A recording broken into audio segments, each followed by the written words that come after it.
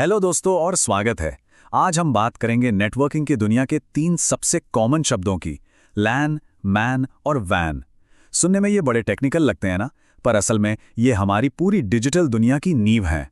तो सवाल यह है कि भाई इनकी परवाह करे ही क्यों? लैन मैन वैन क्या फर्क पड़ता है? फर्क पड़ता है क्योंकि ये समझना कि हमारा डेटा हमारे घर से निकलकर पूरी दुनिया में कैसे घूम जाता है, ये जानना आज के जमाने में किसी सुपर पावर से कम नहीं है। तो चलिए शुरू करते हैं और देखते हैं कि ये शब्द सिर्फ किताबी बातें नहीं हैं, बल्कि ये हमारी रोजमर्रा की ऑनलाइन जिंदगी की बुनियाद कैसे हैं। देखिए, ये जानना सिर्फ थियरी के लिए नहीं है, ये बहुत प्रैक्टिकल है।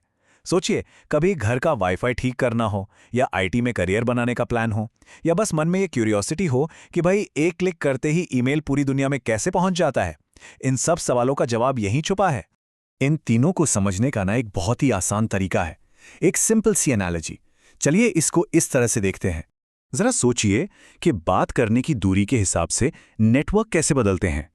जब हम एक ही घर के अंदर किसी से बात करते हैं तो कितना तेज और आसान होता है ना?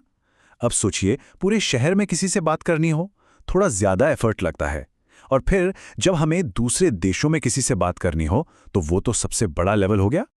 और बस यही 3 लेवल एग्जैक्टली लैन, मैन और वैन है। घर के अंदर की बातचीत हो गई लैन, पूरे शहर में बातचीत हो गई मैन, और पूरी दुनिया में बातचीत वो है वैन। कितना सिंपल है ना? ओके, तो अब जब ये एनालिसिस समझ आ गई है तो चलिए अब इन पर थोड़ी टेक्निकल परत चढ़ाते हैं और इन्हें ऑफिशियली समझते हैं। तो सबसे पहले आता है लैन, यानी लोकल एरिया नेटवर्क। ये बिल्कुल हमारी घर के अंदर बात करने वाली एनालॉजी जैसा है। ये एक छोटे से एरिया, जैसे कि एक घर या ऑफिस को कवर करता है।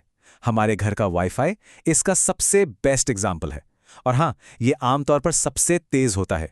इसके बाद है MAN, मेट्रोपॉलिटन एरिया नेटवर्क। ये है पूरे शहर में बात करने जैसा। सोच कर देखिए, एक शहर में एक ही बैंक की सारी ब्रांचेस आपस में कैसे जुड़ी होती हैं, या एक बड़ी यूनिवर्सिटी का पूरा कैंपस। ये काम मैन का है, जो शहर के कई सारे लैंड्स को एक साथ जोड़ता है। और आखिरी में है वैन, वाइड एरिया नेटवर्क। ये है हमारा पूरी दुनिया में बात करने वाला लेवल। ये देशों और महाद्वीपों तक फैला होता है। और इसका सबसे बड़ा, सबसे बेहतरीन एग्जाम्पल क्या है? खुद इंटरनेट। अच्छा, तो ये टेबल सब कुछ एक नज़र में साफ कर देती है। एक बात पर गौर कीजिए, जैसे जैसे नेटवर्क का साइज बढ़ता है, मतलब लैन से वैन की तरफ, उसकी स्पीड कम हो जाती है।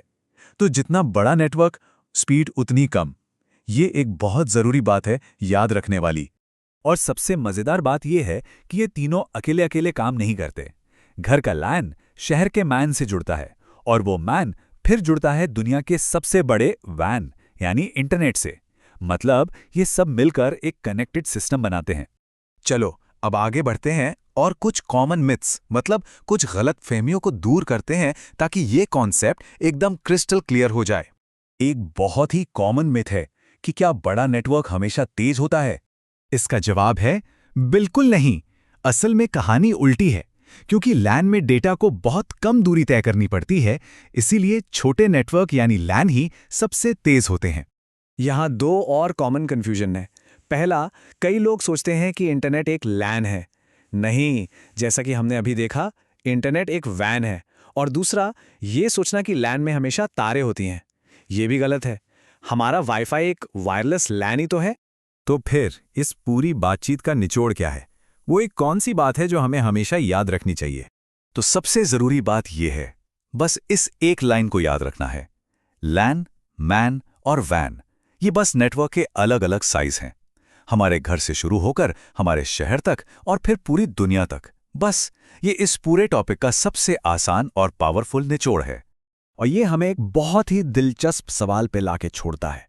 अब जब नेटवर्क ने पूरी दुनिया को जोड़ ही दिया है, तो कनेक्टिविटी में अगला बड़ा कदम, अगला फ्रंटियर क्या होगा? इस पर जरूर सोचिएगा। हमारे साथ जुड़ने के लिए बहुत बहुत शुक्रिया।